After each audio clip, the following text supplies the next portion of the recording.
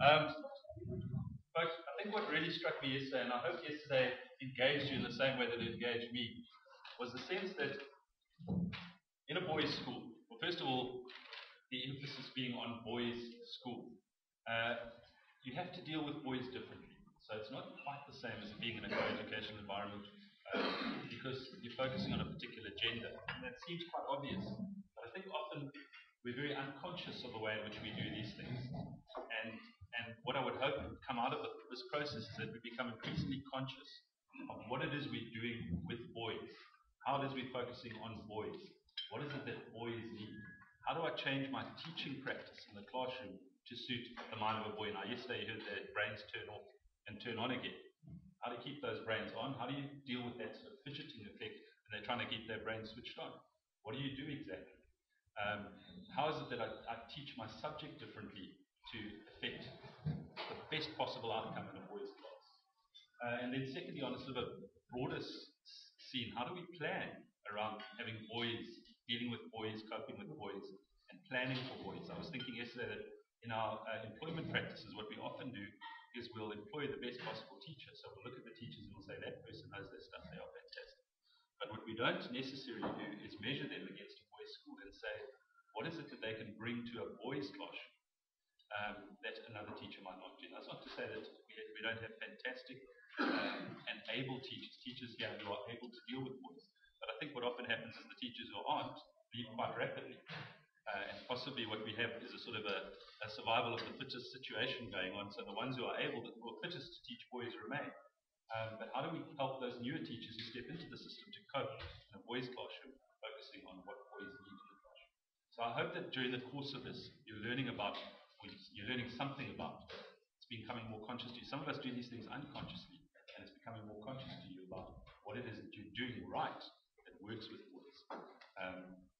I thought yesterday's session was fantastic. I really enjoyed the old boys return. I thought that gave a lot of information into the system. I'm sure Gavin's going to drive us mad with the things that he has to say here.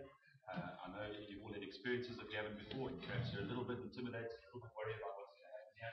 But I know what we're going to get out of this is going to be very fruitful and interesting, as always is when Gavin does a presentation. And then we move into the last part of the day when we're really looking at how we can, as a school, bring this all together. What can we do as a school to build sort of principles, basic principles for teaching boys, for raising boys, and for planning strategy around how we run the school. So Gavin, looking forward to it. Great, lovely to be with you guys this morning. Tracy did email me and say if I make you dance, I'm dead. And I was so concerned, I was so upset because Keith was supposed to be on this morning's program, and I've got this history with Keith that at every conference I try and make sure that he dances, and he hasn't. Until last year's principals conference, we actually got him to move like this. So he promises me before he retires, he will move the hips. But that will be an experience. I want to spend a little time with you. I've only got an hour with you this morning, and I want to share with you some of the latest neuro research coming out in terms of how we as humans process information. This comes out of the November last year Neuro Conference in New York that I was privileged enough to attend. And we're going to look specifically at the work of Naomi Eisenberger from UCLA. She's done an incredible amount of work on how we respond in caring environments and what happens in our brains. And then I also want to just touch base with you on how the male brain works. And this is I work with about 100 schools a year. And this is probably the highest male ratio on a staff in the country. Yes, Rondebosch. At Rondebosch, probably the very highest male to female ratio, which is an interesting dynamic. One, I can imagine very little marking is done in the school.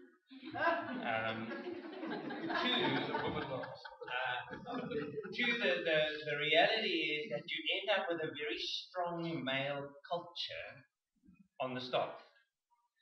And that male culture has problems with it because we are a problem gender. All right. So the reality is that culture often flows out into the school because we men we battle a whole lot with interaction with others if there isn't alcohol involved. So the moment there's alcohol, so long as we can self-medicate to actually relax ourselves, then we can party. We can't just come on a Saturday morning and be engaging and with it. We've got to have a motivation. There's got to be something happening. There's got to be something that we can actually relax, what we call the limbic brain. That's your emotional brain, level 2 brain. We're speaking about today. Level 1 is your survival brain. Right, so I mean, think crocodile with survival today. Survival is that big thing that's out there with its big teeth, waiting to bite you. You talking to me? F off, I'm that sort of thing. Okay, crocodile brain. Big teeth, big tail that sort of knocks you down with sarcastic put downs. And in the cruel world of male masculinity, we use put downs. Ladies, one thing you'll discover as you work more and more with men and understand men is that there is a cruel world of male masculinity. What we do as men is that we grade each other on a scale of abilities. And so if I can put someone else a little bit further down, then I raise up a little bit because I have to be higher than another male. All right? And that happens everywhere. And it starts specifically in the phys ed classroom at school, where we are often unclothed, and in the unclothed state we determine muscle tone. So immediately in muscle tone, so our January, February, March boys end up being on a higher level than the October, November, December boys, because they've got a 9 to 12 month muscle tone difference at the age of 6. Now what happens in a boys' school is if you have a look at your first team here, they will all have their birthday in January, February, March. And the reason for that is because their muscle tone was so much better in grade 1. And in grade 1, when we do the trials, those ones that have got the good muscle tone, who have got a better hand-eye coordination, can pass the ball a little bit quicker. We put them into the trial, into the team. They get all the practice. They get the specialized coaching. And the October, November little wobbly oaks end up playing hockey. So at the end of the day, we have this sort of scale of where we place things. Now, this is vital for us to understand because, for example, in our school, we have separated our classes. I run a co-ed school into boys and girls. So we have 2 boy classes and 2 girl classes in grade 1 and 2. And then in that boy class, we have a January to June class and a July to December class. So that we can actually allow children, especially at a 6-year-old level, in order to actually develop at their pace and then speed up those that are slightly behind. So that cruel world of male masculinity starts off in grade 1, it starts off in the physics class, it starts off on physicality, and then it grows. It grows into every field. Am I in the first team? Did I get selected? We put them down into the phys ed class and we get the 2 most strongest muscle tone kids to be the 2 captains. They choose, there's always one little Okie left at the end, and he ends up with this massive issues. And if you look in a school like this, you have all these guys that in various fields of the schooling feel rejected. And I want to show you what's happening in their brain and how that rejection ends up causing them lifetime difficulties in their marriages, in their relationships, and in the workplace. So that's what we're going to look at. Now, what I want you to do is I do need you to have a partner at your table that you're going to work with. Alright, now immediately you've counted around the table because it's a dominant male group, and you've seen there it's an odd even number, and you go, how are we going to handle this? Alright, so I would like you to find a partner. If there's one left over, then just make a threesome. Okay? So if you can just make sure that you've got someone, and I want you to be very aware as we start now, if your partner is male, do not expect him to look at you, female. Alright? That's very important. The male brain does not connect visually with another face.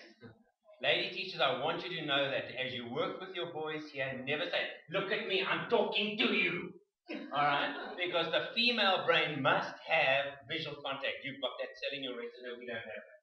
Alright? So always be very comfortable to do shoulder-to-shoulder talking with a guy.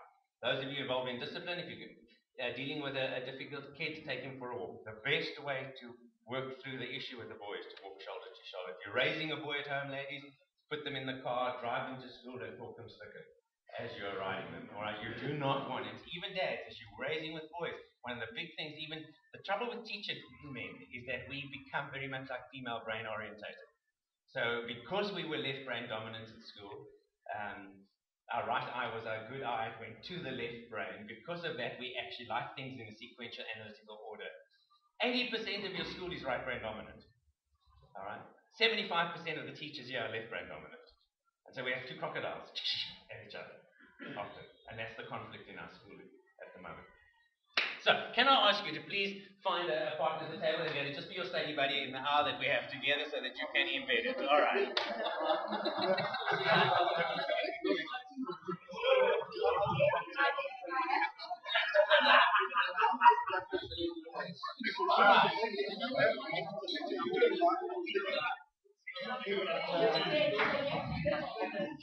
All right. Very good.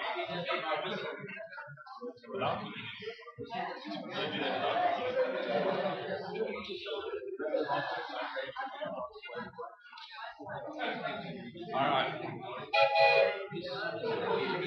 When you hear the signal, one of the problems we have with dealing with boys is we try and talk over their noise. All right.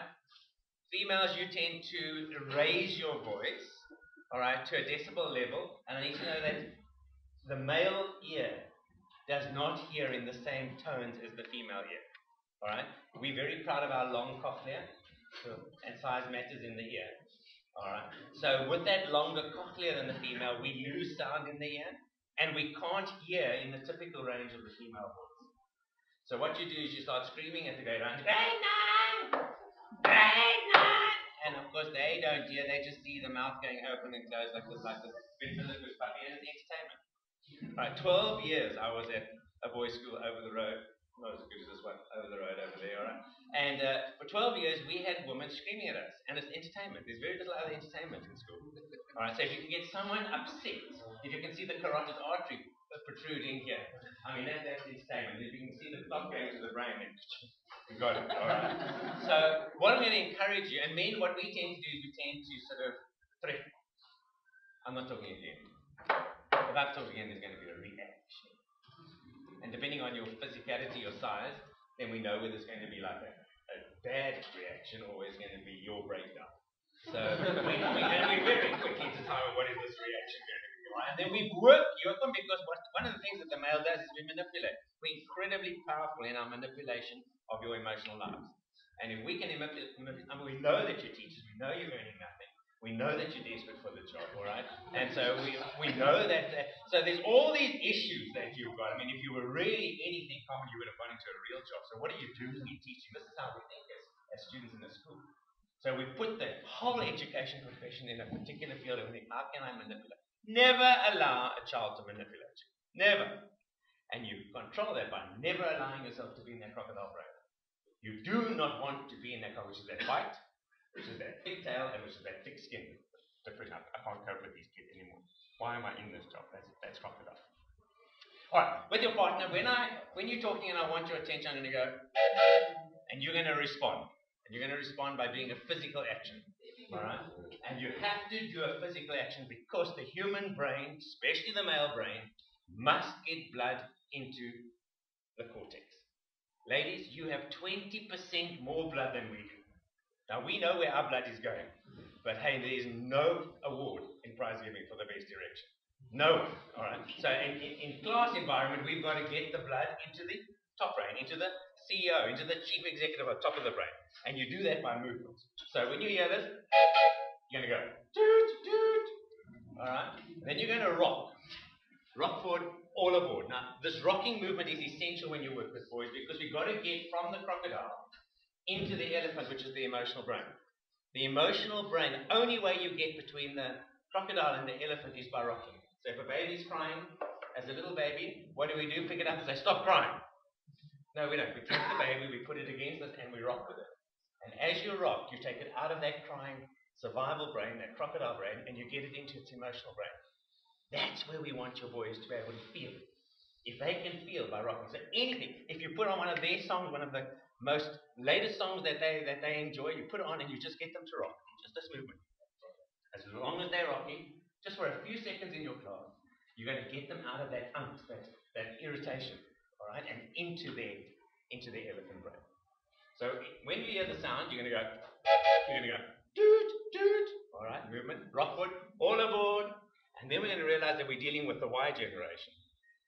This is a generation born from the early 90s, all right? If you don't know why they're Y generation, just look at the little cat here where they can't sit over here, you'll see the Y generation, all right? When you're dealing with them, you've got to be on their wavelength. So we're going to try and like fake it a little bit and go, dude, just to be with them. All right, so make a noise, make a noise, make a noise, dude, rock forward, all aboard, dude. Very good. Okay.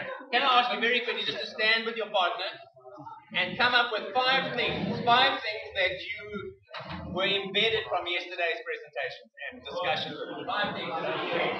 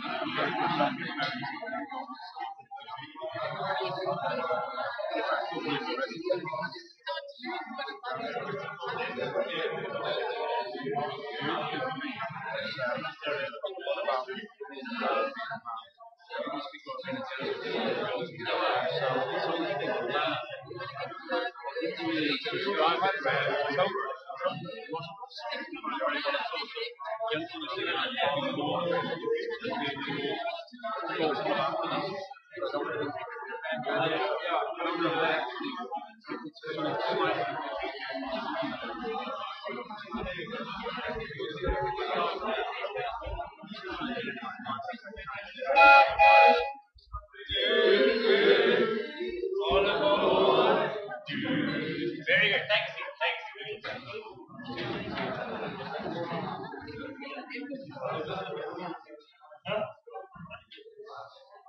All right. Let's kickstart, yeah. A couple of things you need to know between the moment you sat down, we started now, and now. It's very similar to the first 10 minutes of your lesson as the boys come in. They come in, they don't want to be here.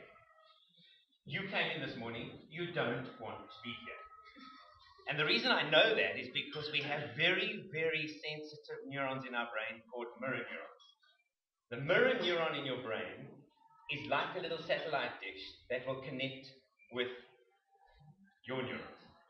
If you have highly developed mirror neurons, which I particularly have, that's one of the giftings I have, what happens with us as we get older, we dull our mirror neurons. The boys in your classes have very, very, very effective mirror neurons. They know exactly whether you like them or not. You don't have to say to them you like them. They come in and they see what you're thinking using their mirror neurons. And when we watch this on a functional MRI scan, it is frightening. The mirror neurons never go to sleep.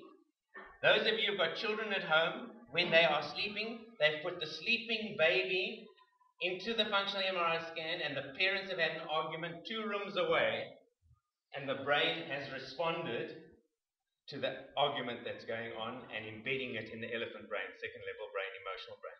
And because it gets embedded in the elephant brain, you never forget it. That's why it's called an elephant brain, limbic brain. It never forgets. So if you're sexually abused at 6 months old, you will have issues with sexuality throughout your life because you won't know why, because you've got no memory. Memory only hits in at 2.5 to 3. You'll go to a therapist and they'll say, what's that? You say, I don't know why I have this problem. I can't, were you ever abused? No. But at 6 months, it got embedded. And so you process all data through those mirror. That's why mirror neurons are so important. The message you send, the way you present your face, is going to be the way your children learn. If you are miserable, you need to get out of teaching. SAA are employed. They look for miserable people. This job demands people who are pleasant. It demands, and if you're not pleasant, you've got to fake it. This job is what we call theatrical honesty. It's theatre. And I'm going to ask in the next 40 minutes that we got together that you play theatre with me. So will you just tell your partner, I'm so happy to be here. Just fake it, come and fake it. Fake it, very good.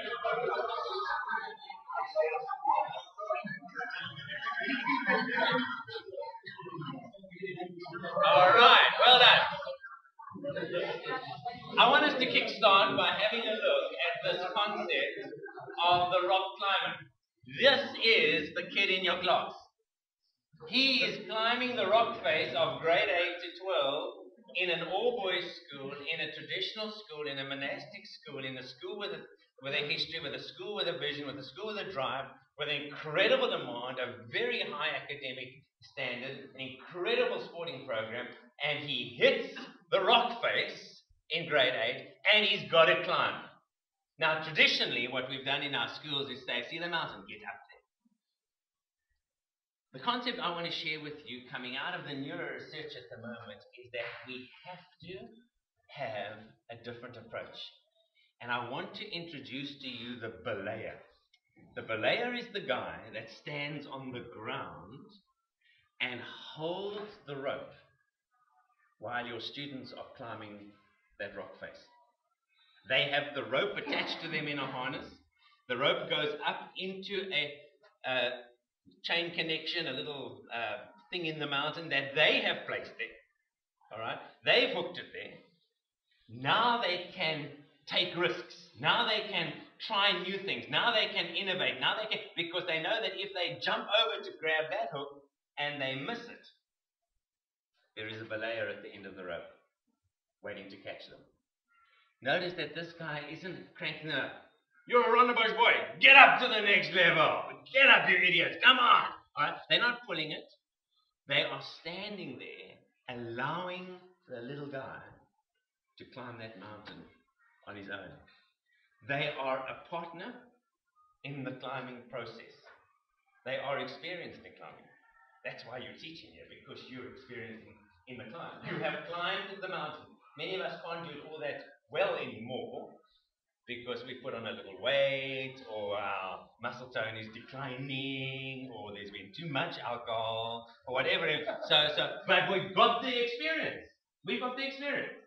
Right? So we know from the experience what you're supposed to be doing. So we stand on the ground, we position ourselves beautifully on the ground over here, we attach a rope to our Rondebosch boys over there, we get them to plug into the chains over there, and they climb at their own pace. We call this the ability to care. The ability to care is the ability to stand on the ground and hold a rope with enough slack that the guy can take risks, but to hold it firmly. It's no good to say to them, guys, I've got the rope, I'm just leaving it here, I'm just going to go and get on with my own little life over here. Because then he's going to stand on that rock face like that. No one's holding him. And those of us who have raised children will know how, and if you remember that, teaching them to ride that bicycle, and how you would run behind them holding it. I'm holding it. You say, are you holding that? Are you holding that? Yes, I'm holding that. Are you holding that? Yes, I'm holding it. You let go, you know. Are you holding? Yes, I'm holding. And then he's like 100 meters down there. Are you holding? Yeah. No, you're not. And he falls over. The moment he knows that the belayer is not there, he falls over. We need to be holding the rope. And so I'm going to share with these are the things that I'd love us to start embedding into our culture as we start looking at the manifesto for our school. What is the Rondebosch way? I know what the Sun Valley way is. I know what the Wynberg way is. I know those. Every school has their way. What is going to be our way here? And the research is saying that if you want to be a belayer, you've got to stay calm. It's no good having a panic at the state of maths and matric with the F class. You guys have to fun. You're going to win. You see, the moment the belay say, be careful, you're going to slip. Stretch out more, stretch out. Then they start freezing. They accept the climber for whatever they are. And you have it a little easier in high schools than your colleagues do in primary schools, because in primary school we don't know their ability. We get them raw. You still have the joy of being able to have interviews and tests and look at grade 7 results and see how they come and make your selection. But whatever arrives on your doorstep every morning, you've got to accept that climber. This guy's got to see the potential. He's got that eagle ability to stand back holding the rope and say, I can see there's a little thing on the side. Stretch over, stretch further. He's got that ability to see potential. He listens. He listens to the guy that's talking. He inquires. He delivers this powerful message. You can do it, buddy. You're almost at the top. Powerful message. And I can't overemphasize this morning to you as educators the power that we have in the message we send. And it's not the message we say. It's the implied message.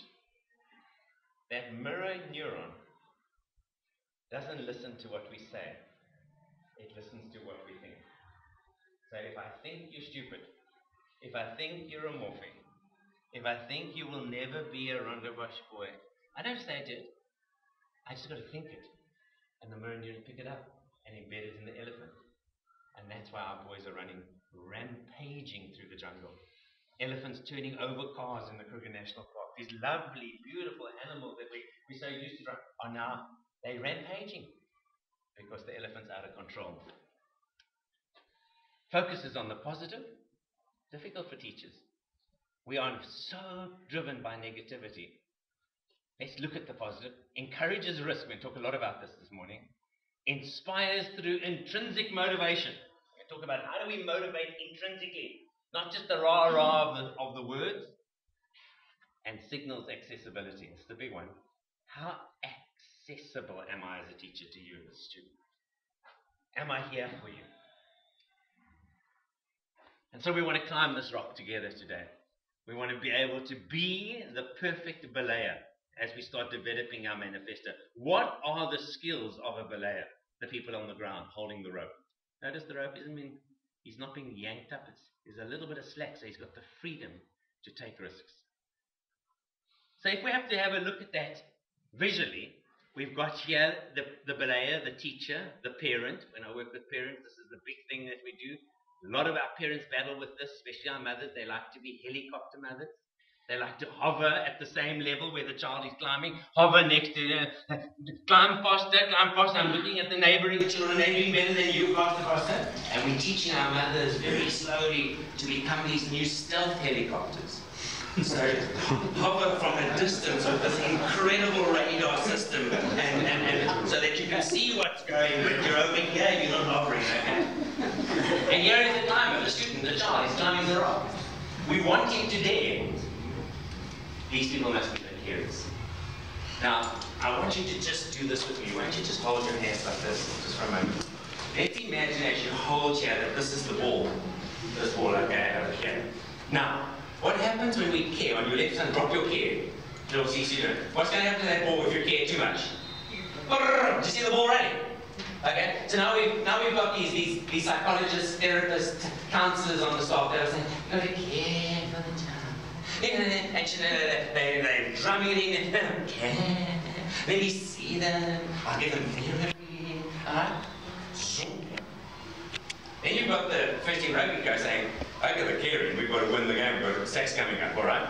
So we've got to actually stop this caring nonsense and get on with the reality. We've got matric results to get through. We've got our advert already printed now in February for the end of the year. We've got to make sure that happens. So we stop caring and what happens? The ball falls off that way. We want them to risk, we want them to dare. But there's got to be a balance between caring and daring. So there's got to be safety on the one side. You only allow neuroprocessing from that crocodile into the elephant when you feel safe. So if I come into your class and I'm aggressive, I'm not going to get out of crocodile brain. Then I'm going to be crocodile the whole time. Risk on the side. When you have balance, you have worth. I only feel worthwhile if I have enough people caring for me and loving me and giving me a sense of belonging. Then I have worth. And the big one is I have a sense of belonging. And if you're going to develop a manifesto today and that is not at the center of your manifesto, you will not have balanced people leaving the school. There's got to be a sense of belonging coming. Once that happens, the climate can be innovative. He can dream, he can set visions and goals, he can take risks, he can be entrepreneurial, he can be an idea creation, he can think out the box. That only happens if there's balance here. And that happens if there is the safety line in. And we as teachers have to develop that safety line, that caring line. We've got to set the routines. There's got to be regulations. The regulations have to be known, how we behave at Rondebosch. There has to be order in the school, order in our classroom, order on our sports field. There's got to be good advice coming from the teachers. We can't have people giving bad advice. There's got to be fear removal. We can't run our school based on fear. Because the moment we have fear, there's too much, the safety becomes, and the ball goes. There's got to be mistake allowance. You're allowed to make mistakes in the school. And we've got to have vulnerable spaces. Places where I can be who I am, not be who Rondebosch expects me to be. Can I have vulnerable spaces? When that happens, then we have what we call true caring to death. This concept of care to death comes from George Roslinger. He is a hostage negotiator. He did his PhD in hostage negotiation. The only way and they bring him in the top hostage situations in the States. The only way he can break through to in a severe hostage situation is to show that he cares for this guy. There he was, and he gave us the presentation. There he was, being sent into a hospital where this guy had a sister by the neck, and as he walked in, he slit her throat. And there she was bleeding to death. And he knew he had literally minutes, seconds to help her. And he said to him, "What would you like me to tell your children when this is over?" And the guy said, "Don't talk to me like that." He said, just tell me what you'd like me to say to your children. Because I would like to do that for you." Simple, showing that he cared, broke this guy down, and they were able to get that nurse out and get her into theatre straight away. You see, when we care, then our people can deal. You can't get the boys of this school taking risks, being innovative. And let me tell you, we are in a country in crisis with innovation. There's been no innovation in this country for so long. Why is there not? Because our kids aren't being taught to risk. They've been taught to do. They've been taught to regurgitate. They've been taught to get the results. That depends on risk taking.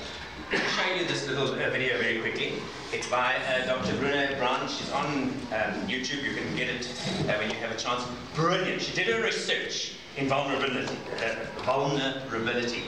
and it makes it quite interesting listening. Just have a quick look at that. We all know that feeling. I'm not blank enough. I'm not thin enough, rich enough, beautiful enough, smart enough, promoted enough. The thing that underpinned this was excruciating vulnerability. This idea of, in order for connection to happen, we have to allow ourselves to be seen, really seen. And you know how I feel about vulnerability. I hate vulnerability. And so I thought, this is my chance to beat it back with my measuring stick. I'm going in, I'm gonna figure this stuff out, I'm gonna spend a year, I'm going to totally deconstruct shame. I'm going to understand how vulnerability works, and I'm going to outsmart it. So I was ready, and I was really excited. As you know, it's not going to turn out well. You know this. So I could tell you a lot about shame, but I'd have to borrow everyone else's time. But here's what I can tell you that it boils down to. And this may be one of the most important things that I've ever learned in the decade of doing this research. My 1 year has turned into 6 years, thousands of stories, hundreds of long interviews, focus groups. At one point, people were sending me journal pages and sending me their stories, thousands of pieces of data, and 6 years. And I kind of got a handle on it. I kind of understood this is what shame is, this is how it works. I wrote a book, I published a theory, but something was not okay. And what it was is that if I roughly took the people I interviewed and divided them into people who really have a sense of worthiness, that's what this comes down to, a sense of worthiness. They have a strong sense of love and belonging. And folks who struggle for it, and folks who are always wondering if they're good enough. There was only one variable that separated the people who have a strong sense of love and belonging and the people who really struggle for it, and that was the people who have a strong sense of love and belonging believe they're worthy of love and belonging. That's it. They believe they're worthy. And to me, the hard part of the one thing that keeps us out of connection is our fear that we're not worthy of connection, was something that personally and professionally I felt like I needed to understand better. So what I did is I took all of the interviews where I saw worthiness, where I saw people living that way, and just looked at those. What do these people have in common? And I have a slight office supply addiction, but it's another talk. So I had a manila notebook, a manila folder, and I had a Sharpie, and I was like, what am I going to call this research? And the first words that came to my mind were wholehearted. These are kind of wholehearted people living from this deep sense of worthiness. So I wrote at the top of the manila folder, and I started looking at the data. In fact, I did it first in this in a 4-day, very intensive data analysis where I went back, pulled these interviews, pulled the stories, pulled the incidents. What's the theme? What's the pattern? My husband left town with the kids because I always go into this kind of Jackson Pollock crazy thing where I'm just like and going in kind of in my researcher mode. And so here's what I found. What they had in common was a sense of courage. And I want to separate courage and bravery for you for a minute. Courage, the original definition of courage, when it first came into the English language, it's from the Latin word cur, meaning heart. And the original definition was to tell the story of who you are with your whole heart. Now, what I want you to do is with your partner, do a thing what we call think, talk, try. In other words, think about what you've heard, and talk to your partner, and what we can try with what we've heard. And the thing I want you to look about, what are we doing in our organization to make our students and our employees, the people in this organization, feel a sense of wholeheartedness? What are we doing physically? We're not going to talk theory now. We're not talking manifesting. What are we doing in practice in this school? What are you doing that makes people that you work with, teach, engage with, feel a sense of wholeheartedness, which is this worthiness? And make them believe that they are loved and have a sense of belonging. This is not just something we're doing. What are you doing that is making people in this organization believe that they are worthy and that they are wholehearted? Now that's a heavy question to ask on a Saturday morning when you haven't had enough caffeine. But I'd like you to stand so we can get the blood to the brain. So stand and talk with your partner and just bounce ideas with each other. What are we doing as an organization? What am I doing? What are you doing? Bounce off those ideas.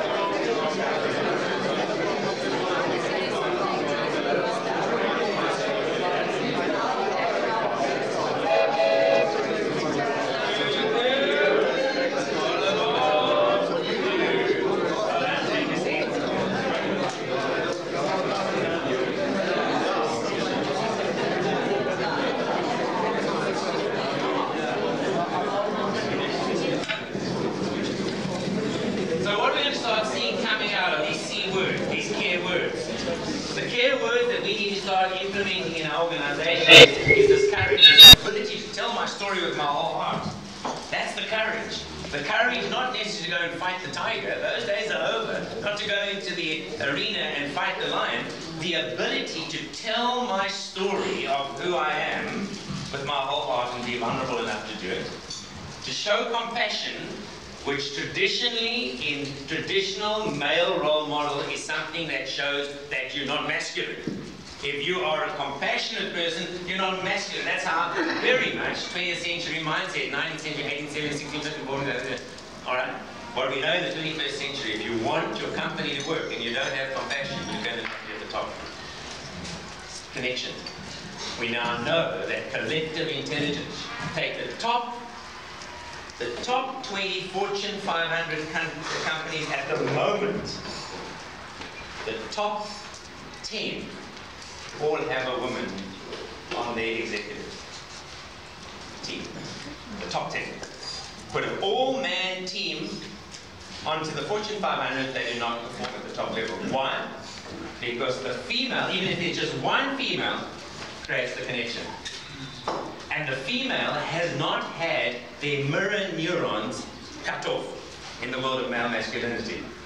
So what happens around a boardroom table, when the guys are saying, oh, we're going to do this? Should we go? Yes, yes, we're going to do this. Yes, okay, let's go play golf.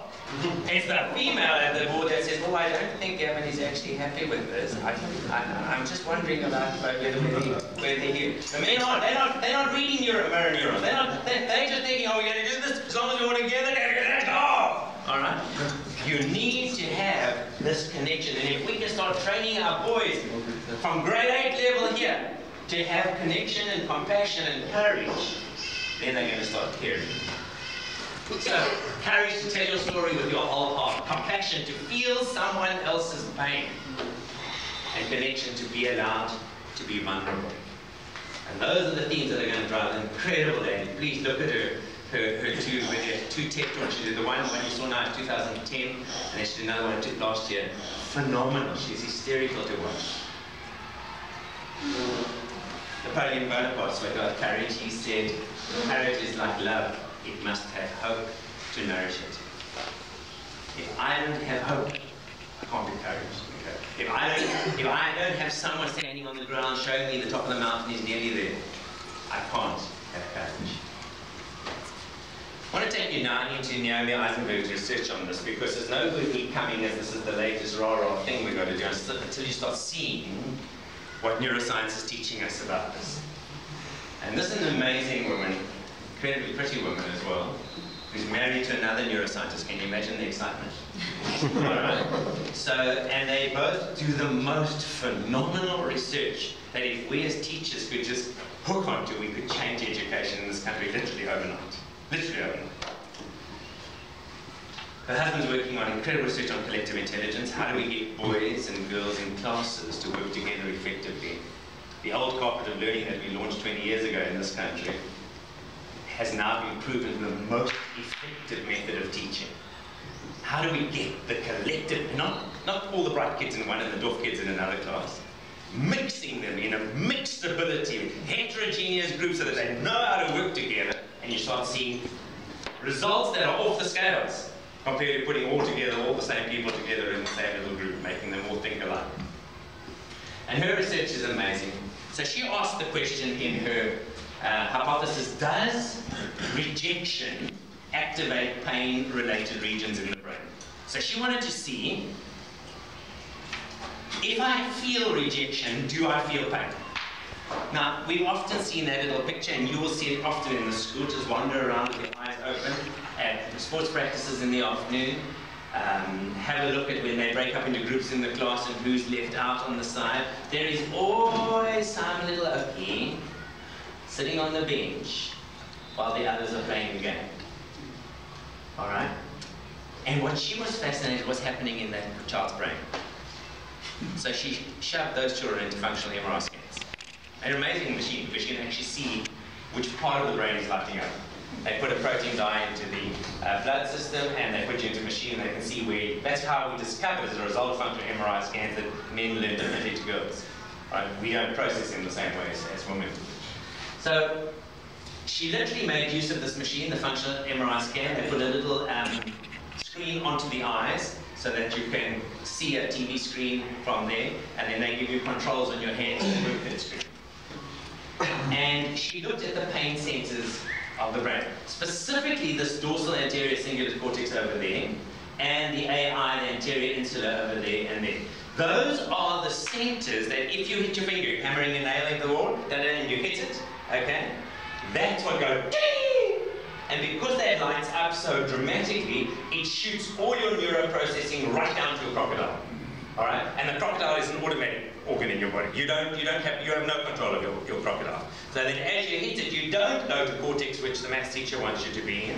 You don't go to prefrontal cortex right here and think about the risk. So you're not thinking, actually, gosh, this is really the force of this hammer hitting this nail has caused me to feel extreme pain. I'm now going to shout out an expletive no. You drop straight down from cortex, through elephant. You don't even have time to spend in the elephant being emotional about it, but you haven't started crying, straight down to crocodile and survival brain, and then, oh, my goodness, all right, and then you look around, ooh, and as you start processing, maybe, oh gosh, pasta's a mouse, and you heard it, and then you're back to cortex to think about it.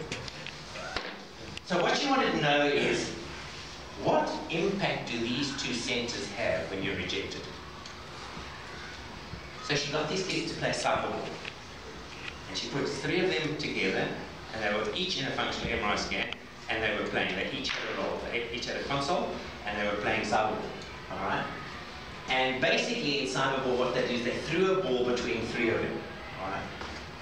And as they were each catching it, throwing the 3 of them, she then isolated one, and she rejected one dude out of the game. All right. So as they're playing, she isolates one player. And suddenly the ball doesn't come to him anymore. All right, and the ball's going to the other 2, and he's trying to get back into the game, and he can't get back into the game, and then she films his functional MRI scan. And what happens is the same pain centers that you hit your nail light up the moment you are isolated. You are in severe pain when you're isolated. But then she started looking at other things. What about social distress? What about the person that should be working for SAA and is on staff?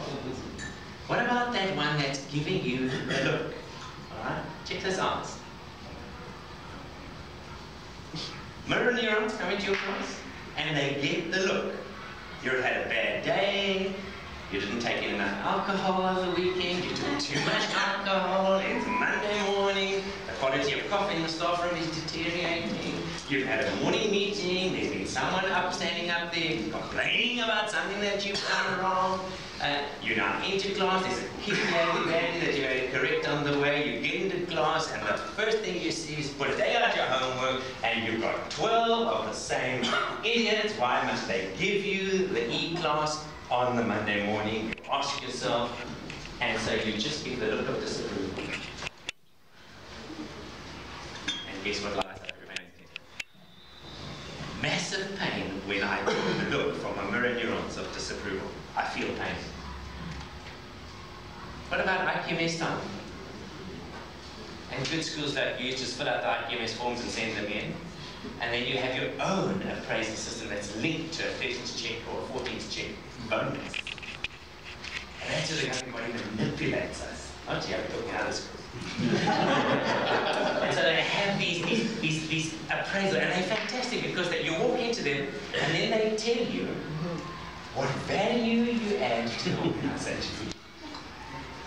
But you're not enjoying it at all because you know there's going to come the growth areas. the little challenge that you can, what you can just tweak to make our organization. Let me tell you, feedback has now been proven by neuroscientists to be the most dysfunctional method of improving behavior in an organization. They say let's lose the word feedback and call it feed forward. Because actually feedback takes the company, the organization back. There is no research to show that once I've given you feedback that you perform better. All the research is showing you perform worse. Because you are actually in such friggin' pain during that appraisal meeting. That you're not listening. It's like, you know, sitting on an operating theatre and they're saying, we're going to really make you well. You know, you just have the knife goes in, you think there's nothing going to make me well now. That's exactly how you feel during negative feedback. So watch the way you give feedback to your kids. Because the way you give it is causing them pain. Being dumped. And I tell you, in a boys' school, they're going to come to school often having been dumped. The trauma of being dumped is read as pain in the brain. Massive lights up in these two sections of the brain. So yeah, where Heisenberg came up with a fantastic concept. She said, let's see if we can drug the kids out of pain at school. Let's put them on Tylenol, which is like our Panado. So what she did is she took 65 subjects and she gave them basically 2 Panados a day, 100 milligrams of Tylenol for 3 weeks. And then she took the control group and gave them sugar-coated tablets, just plain sugar, one of the placebos. And then she hurt their feelings for 3 weeks. So as they came in every day, they put them down. They had a group of students at the university, and they literally, as they walked in, they told them they were too fat, they told them they were useless, they told them they were stupid, they told them your mother. So they basically broken up on that, so it's gay. Now just think of the put-downs that happen in the school every day. Peer on peer, teacher on child, teacher on teacher, teacher on principal, the constant parent on teacher, the put-downs, the notes, the way people write notes to you. I don't know about if you've trained your parents as well, but the way they say things to you or for 3 weeks. Have a look at the Tylenol. Yeah, the subjects were, and yeah, they started giving them all the negative put-downs, and watch how the pain went lower and lower and lower and lower. All right? On the placebo, put them down for 3 weeks. Pain, pain, pain, pain, pain, pain. The second study, she gave them 2,000 milligrams, so 4 Panado a day for 3 weeks. And then she measured their neural activity response to that cyberball test. Then they played the cyberball, and they rejected them in the cyberball. And have a look at the scans. On the placebo, when they rejected the cyberball, massive light up in the pain centers. On Tylenol, no pain. From this, she could prove that if we can dull the pain, then you can put down anyone. And I need to tell you what your boys in this school are doing. They are self-medicating to cope with the pain. They are using alcohol in order to numb the pain. When you do not feel worthy, you rely on alcohol to make you feel worthy. They use nicotine because the brain reads nicotine as dopamine, the reward drug. They use sex. They are not into those girls. They just want the sex. Because the sex produces the dopamine, which makes them feel worthy for that short period of time. Cocaine is read as dopamine. Mandrax is read as dopamine. They self-medicate themselves. The reason we have such high teenage drug abuse, alcohol abuse, porn abuse, porn does the same. Porn does it, it feeds the brain a sense of worthiness.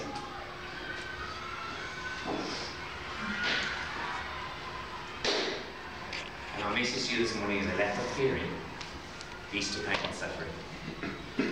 We do not have an option as we move into the 21st century, but to create a school where cares. We do not have an option.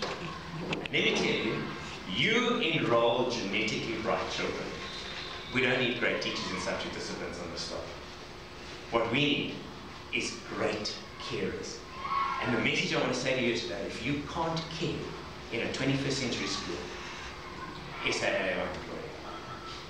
The bottom line, you've got to be a unique carer to survive this job. We've got to generate these seeds. There's got to be care, there's got to be compassion, there's got to be connection. That has to be part of it. We've got to create these empathy-rich spaces. Now, I want to just show you how quick we are to feel people's physical pain. We can feel that we are naturally designed to feel physical pain. Let's just have a look at this and see how you feel.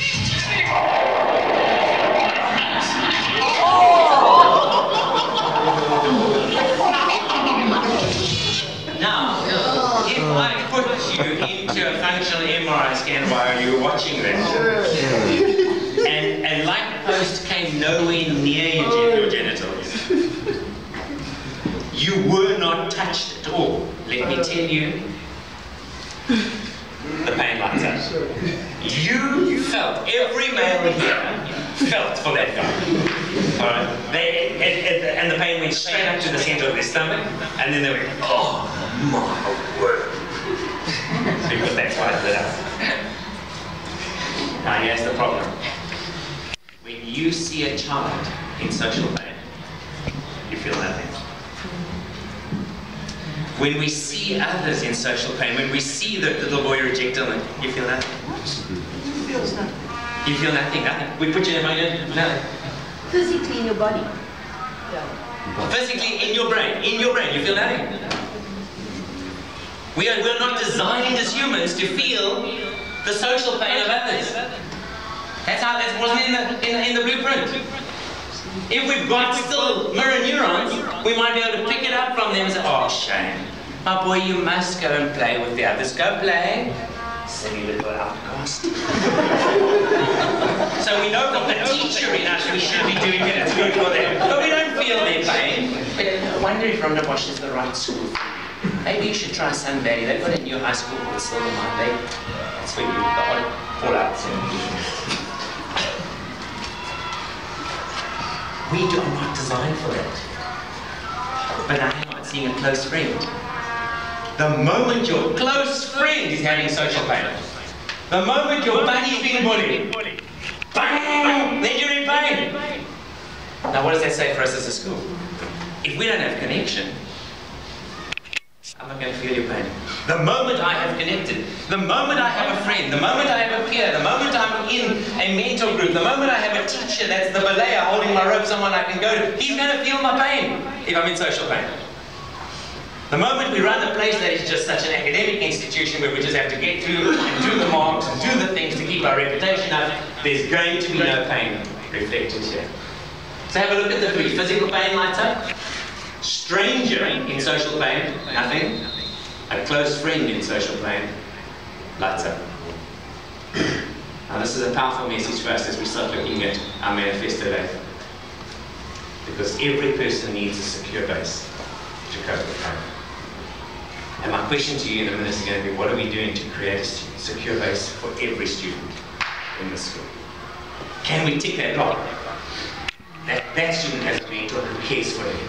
That student has friends. We have designed a software program that will make sure that we know who is his friend. We don't move our kids up as a result of this research to a next class until they've chosen a friend to go with them to that class. So we position our classing so that you've definitely got a friend with you to cope with the Amazons that are going to be teaching you the next year, or the people in the class. So let's just quick look at the secure base before we wrap up. There's got to be a secure base at home, at school and work. The reality is we can't do much about that. And if you're employed here, you can't do much about that. This is where you spend a heck of a lot here. Let's have a look. At home, there's got to be boundaries. And you immediately see if there are no boundaries at home. At school, we've got to have regulations. And if there are no boundaries at home, you've got to embed these even stronger at the school. Because that's going to give them a secure base. And at work, we've got to have expectations. What do you expect from me? At home, we've got to have security. I've got to be safe. And too many of our children are coming out of homes where they don't feel safe. Parents are never present. The other day, I said to a child, why haven't you done your homework, love? The au pair didn't do it with me. How old is your au pair? 19, on a gap year.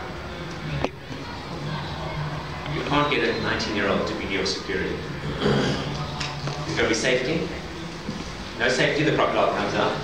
And in our work, we've got to reduce fear. Unconditional love at home, it's vomit love. Vomit love is you love only your own child when they vomit. No one else's vomit you pick up. Unconditional. And ladies, it's easy for you because you birthed that head. You will love it regardless. We men, it was a moment of pleasure and one of many, many moments we've had in our life. Now we're going to love this thing. Yeah, we have to give them a sense of belonging. And at work, we've got to value them. But in all three areas, they've got to get recognition. And my question to you, what are you doing in this school to recognize every child? Or do your 12.5% go up on prize giving at the end of the year? You see, the 12.5% got nothing to do with you, I'm sorry to tell you. That 12.5% have a free flow. Their right eye dominant going to the left brain and coming out from the left brain to the right hand and the right foot. Sensory integration is absolutely perfect. 12.5% of the population have it. They get the prizes. They go into the corporate world. They do nothing very effective with it. The rest of us have got a block flow. All right, the ones that have got right eye, right brain, left hand. All right, we have got this combination of sensory input. They're the ones that actually only develop into things later in life. We need to start recognizing. So secure base means social support. And we receive it and we give it. And the question I'm leaving with you this morning is, do I feel safe? And do I make others feel safe? Do I feel loved and do I make others feel loved? Do I belong and do I connect with others to make them feel a sense of belonging? Your social pain aches. And every student in this school needs a secure base to cope with pain. We need our parents as secure base, we need our friends, we need our partners, we need our siblings, we need our co-workers. And when that happens, as Paul is right back in 1988, long before we saw the neuroscience, it says for a person to know that an attachment figure, a teacher, a mentor, is available and responsive, gives him a strong, persuasive feeling of security. You've got to care, you've got to have courage, compassion, connection, and that connection has to be available and responsive because it feels that you have a prefrontal cortex. Is the situation threatening? If not, I can work. And then to wrap up, the question is this worth doing? Well, what she proved is that support giving reduces stress. And to prove that, she got kids, and you can do it in your class on Monday. Before they wrote, they did something very stressful. This particular stress activity was a public speaking exercise. They had all do an oral. She gave them a choice. She said, you can either write a letter to a friend who needs support. So you know someone's going through a hard time, just write them a little note and then pop it in the box. If you don't want to write anyone a note, just write the directions on how to go, how you got to school. And then she scanned the two brains. Those that wrote a letter to someone else, have a look. Here's the stress task at the bottom here, right? Blood pressure on the side here. Those who had written the letter to a friend, they peaked blood pressure at that point.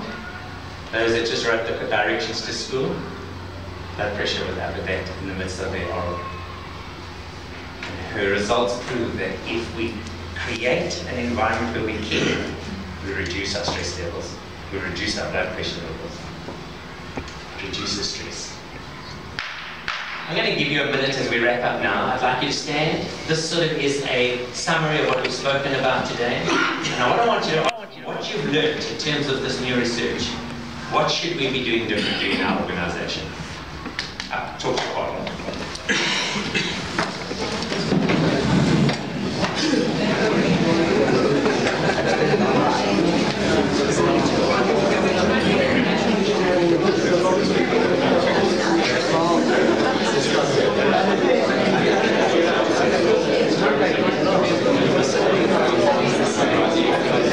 You have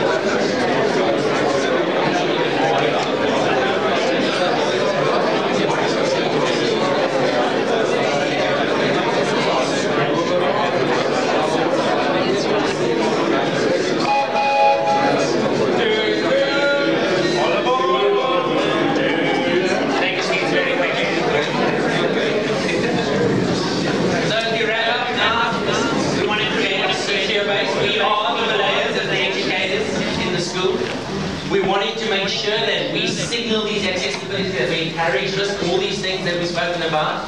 And we've got to have that as our concept. We've got to care to death. We're there, we have a vision, we set goals, we take risks, we be brave, courage, be different. The people in the boys' school are just to be different and be accepted and not be rejected. To achieve, to stand out in the crowd. Comes upon them. And here comes the bad news of that research. Only men can lead boys to care. Only men. Ladies, you can talk it. You can say, be nice to your brother. You can say, you really got to be nice to your son when you're talking to your husband. If your husband did not have a significant male in his life who taught him to care, he will not ever be able to care. That's why we have the rape crisis in this country, because men have not raised their boys to care. That's why we have one of the highest abusing marriages in this country, because men, South African men, have not taught their sons to care. They haven't modeled it. The women have been dead. Look at our homes, single women trying desperately to raise these boys. We need significant men in the lives of our boys.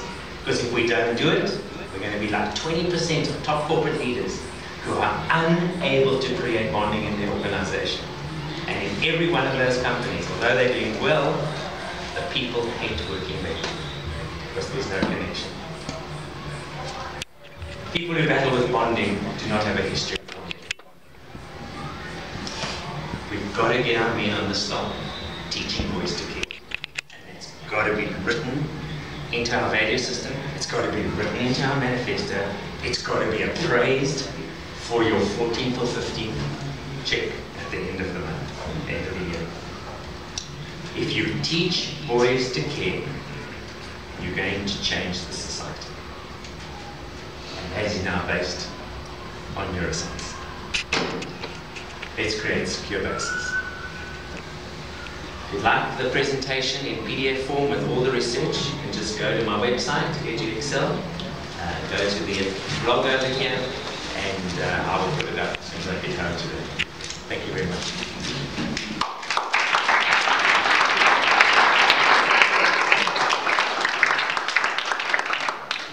Yesterday, Gavin is not off the hook because there's more to do still today, so I'm not going to thank him right now. There'll be more to say later. Today is the day of the Gavins because we have Gavin Fish coming in to talk a little bit later. There is a problem on the program. Gavin Fish highlighted it, that he's only got half an hour to talk. We've got an hour for tea. That is not right. We have half an hour for tea and an hour for Gavin to talk. So if you just bear that in mind, half an hour, and our refreshments served, you're welcome to go and have some tea. Just no, so you finish. I think you have tea. I'm not going to say anything further, Tracy. I just want to add something to what Gavin said. There's also research that has now come out very recently from also top psychiatrist, who's done research in London on the same thing, but on caring in boys and girls who've been brought up in basically in the concrete jungle. And they've also proven now that when they took kids who've been brought up in a rural environment, who've had access to going out, doing outdoor education, basically hiking trees, running barefoot, etc., versus the kids who've grown up in the concrete jungle, that those who grow up on concrete don't have any access to parks with grass, etc., are also coming up with a similar thing where they are not caring about anything. They don't love anything, they've got no attachment to anything. Kids who grow up behind computers, etc. as well. Kids who grow up in the outdoors, breathing fresh air, doing outdoor stuff, are now, they've got the opposite where they will care. They will care to help somebody, they will love something easier, they will help around the house, they will care for animals, etc. So that's also a very interesting thing that's coming out now currently at the same time with the kind of research, and that of course is across the board, boys and girls. But I think it goes hand in hand currently with something we are looking at more and more is outdoor education and outdoor stuff and encouraging that. So I think that is very positive. And if you look at global stuff now, how the earth is suffering, I do think that is significant.